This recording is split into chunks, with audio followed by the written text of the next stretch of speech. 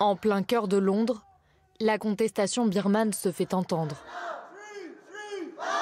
Devant l'ambassade de Birmanie jeudi dernier, des dizaines de manifestants pro-démocratie.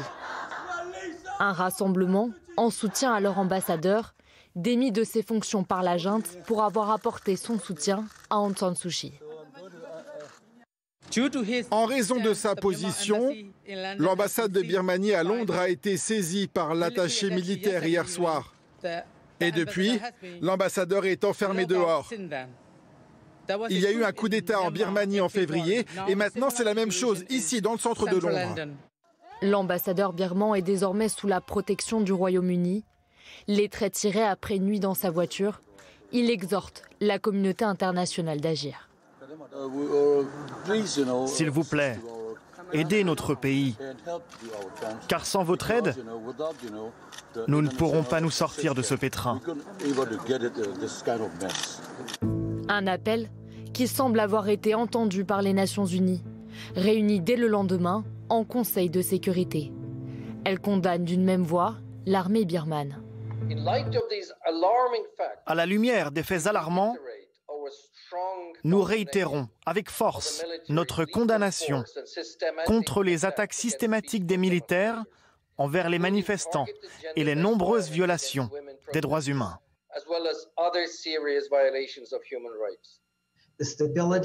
La stabilité et la prospérité dépendent de nos actions. L'armée a ignoré nos condamnations, défiant le Conseil de sécurité. Est-ce que le Conseil va tergiverser sur les mots dans une nouvelle déclaration ou va-t-il agir pour sauver la vie des Birmans? On ne peut pas les laisser faire. Agir ensemble pour avoir plus de force, car depuis 2 mois, la junte semble imperméable aux sanctions prises par certains États. Les États-Unis, le Royaume-Uni, le Canada ou encore l'Australie ont mis en place des sanctions financières et des interdictions de visa pour certains responsables militaires, tout comme l'Union européenne qui a imposé un embargo sur les armes depuis 2018. Une mesure que souhaiterait reproduire l'ONU au niveau international, mais la Russie et la Chine ne semblent pas vraiment d'accord. Les 2 voisins et partenaires économiques de la Birmanie préfèrent maintenir leur soutien à l'armée.